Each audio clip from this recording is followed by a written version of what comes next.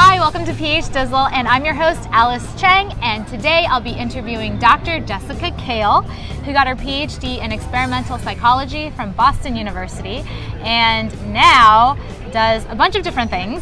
So, one, she is a professor at Pepperdine University. Two, two, she's the founder of Longevities, an herbal tea company, and three, she is a stunt woman and also scientific consultant to entertainment companies. All those things. Everything.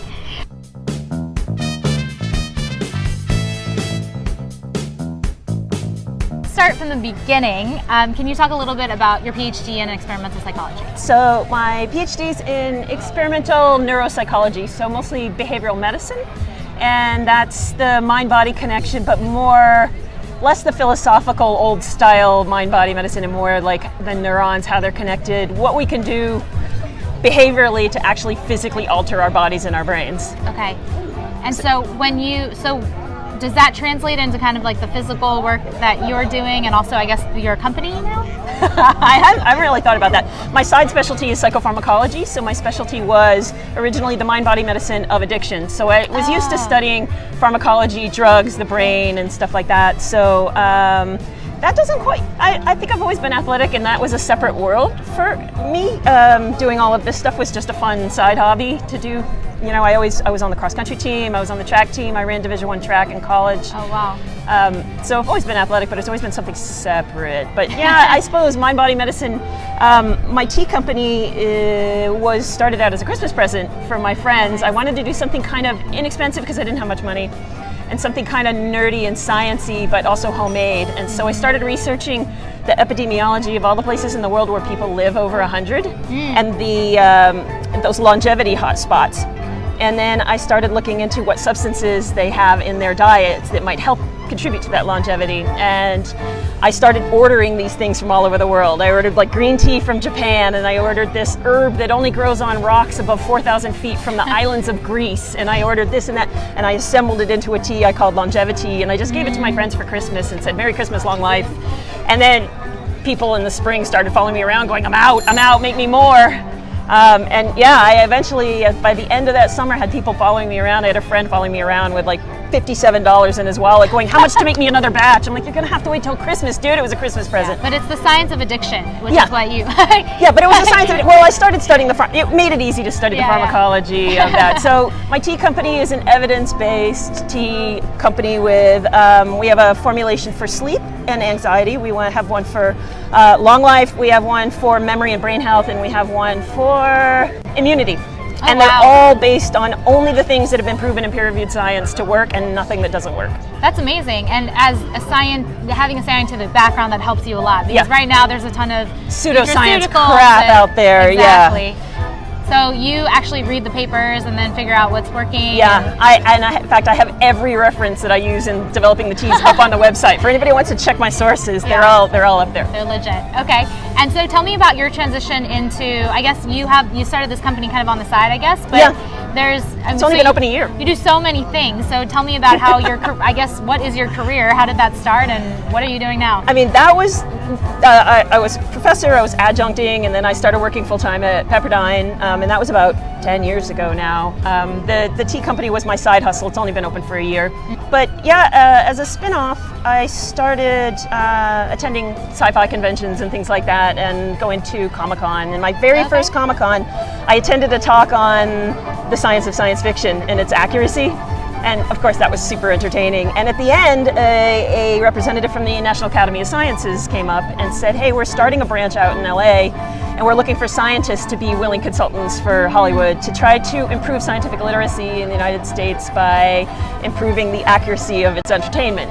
And if anybody would like to come volunteer, give me your resume and we'll work you into the database. Wow. And so I went up and worked in it, and I've been doing that for like 8 years. It's been really fun. I've worked, because I used to work with the military on soldier enhanced performance, I get a lot of the super soldier stuff from Marvel. So I've worked on Agents of S.H.I.E.L.D., Iron Fist, Luke Cage. I've worked on a lot of weird, distant things. But it could be anything from they call from set and say, hey, we have a character that needs to inject somebody else with a serum that does this to them. What's in it? And I'm like, hold on, let me get back to you in a minute. And then I give them a list of the things that were in there. So they actually ask you for like ingredients. And ingredients. I'll come up with the rest. If anybody watches Agents of S.H.I.E.L.D., there's a Jekyll Hyde character from season 1 or season 2. And he'd been injecting himself, I think he'd been injecting himself with a blue substance for the entire season, and they finally decided they needed the scientists to reverse engineer that, so they had to figure out what the heck was in it. So they consulted me, and I gave them a whole ingredient list of what would be in it, and I'm like, I thought it was oral, and so they wanted it to be some sort of steroid, but steroids aren't absorbed well through the GI tract. Yeah, so I said, all right, it's a steroid with a liver enzyme inhibitor, and and of course Joss Whedon and the rest of the writing team got a hold of it, and they said my formula almost verbatim, except he added gorilla testosterone and a hint of mint at the end of it, and I would have added that myself if I had thought of it. That was great. It makes it taste better. Yeah, and a hint of mint. Yes, and so in terms of the entertainment side, are you seeing them focus more on? Has that always been the case, or is it like a new thing? It's not always been the case. I think it's really been a thing since the Science Exchange. It's called the Science and Entertainment Exchange. Okay. It's a branch of the National Academy of Sciences is out here, and any production writer all the way up to on set can call this. I think it's 888-NEED-SCI. It's like a hotline? Yeah, it's a hotline. You can call and they will connect you within that day, usually with a working scientist in that specific field to answer any questions you want. It's free. And you just volunteer your time, and do you ever get to go on set? No, not on set. Writer's room that's been kind of fun. The first day I walked into the set on Iron Fist, it's about an immortal dragon, he punches it in the heart, his hands now have glowing powers, and yet it's part of this whole New York gritty Daredevil Defenders universe, which is supposed to be gritty and realistic. Mm-hmm. So they were trying to figure out how to make Iron Fist as gritty and realistic as Daredevil and Punisher and things were. So anyway, I came walking in, sat down at the head of this really intimidating writer's room table with all of these sketches of all the characters that were going to be in the next season, which I recognized because I'd been watching the season going, ooh, ooh, ooh.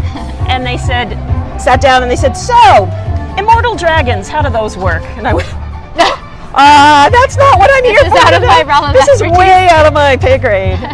But no, actually they wanted to know some physiological ways they could possibly explain how his hands work, but they didn't end up using them all. They just sort of glossed over it. It's like magic. What are you gonna? Am I right? It was that kind of thing. But it's better to have somebody. I feel like, and I work in fields I work in a field where I have to learn a lot of different things all the time, and I feel like just because I have a PhD, they think I know everything. Yeah. It's definitely not the case, but do you feel like that at least equips you to, like, I guess you could read a paper, you could understand science a little bit better, even if you don't know it specifically? Yeah, they usually consult me on things that are at least within my purview, but frequently they don't call right from set and want to know an answer right away. I'll say, hey, look, I come up with my best answers when I'm brushing my teeth in the morning after you call, or in the shower or something, so could you give me a day and I'll get back to you with some ideas, and I usually come up with something clever. Oh, that's so fun. There's a show I never thought I'd work on called Claws, which is about a nail salon in Florida and how they get tangled up with this drug trade and stuff. Oh, cool. And I just got called to work on that. I'm like, what am I going to do about a nail salon? But now I see how I worked in there. Okay. So sometimes you have to get really, really creative and make it, I joke, you have to just make it plausible-ish is what you shoot for. Do you work with other scientific consultants together? Like, do you ever ping people to? Sometimes, sometimes I'll ping somebody who's in the clinical field, whereas mine's more experimental, to give them the full picture of how this looks in a patient and what's going on behind the scenes in the brain. Okay. I'm currently co-writing a book called Hollyweird Science, and it teaches science through science fiction through Hollywood. So it's got chapters on forensic medicine, what's the reality, what's it look like in movies, how does fingerprinting work, what's the history, how does DNA really work, what's different in the movies from the way it really does work, medicine, biology, chemistry, it's got all that stuff in it. Okay, and so this isn't the only thing you're doing in entertainment either. You do stunts on the side. Yep. Everything's on the side. I feel like that's all. Yeah. Really I'm like one big side hustle. Just tell me. So what do you do? So, and you said you've always been athletic, right? Yeah. So what's the story there? So I just started hanging out with a lot of people that do stunts. There are a lot of people here that do stunts. Do you just like go up and meet them, or were you doing stuff already?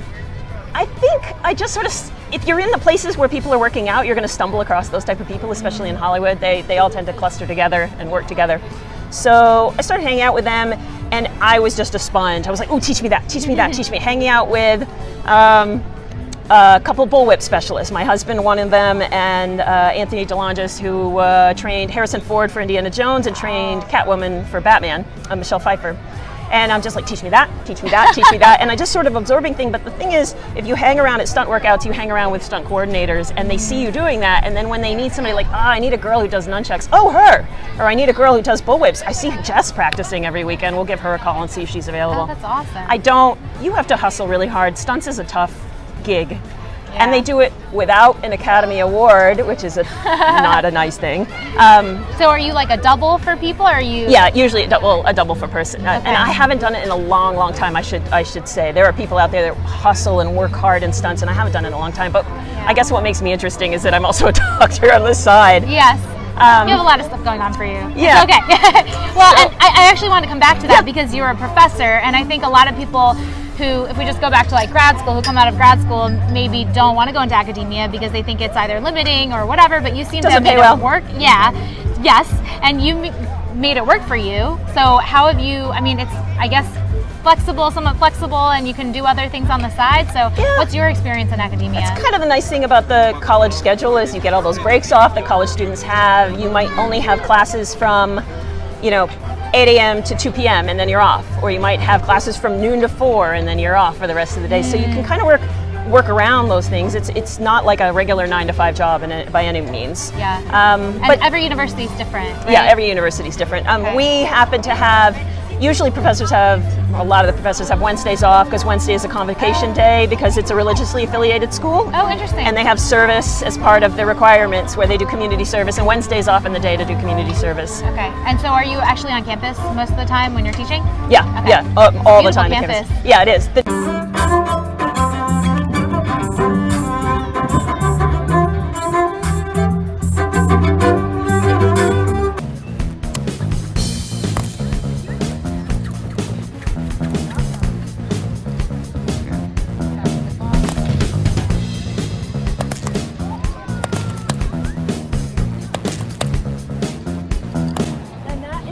That thing that everybody does where they go hip, hip, flip, hip, hip, flip. Just do a bunch of hips. Hip, hip, hip, hip, flip.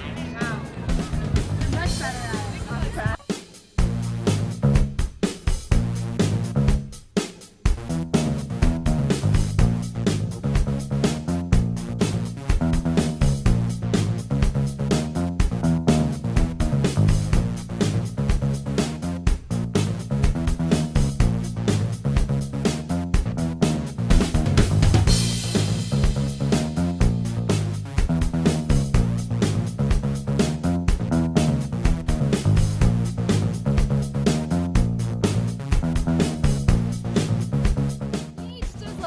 Having fun with smart people who do cool things. No, stop.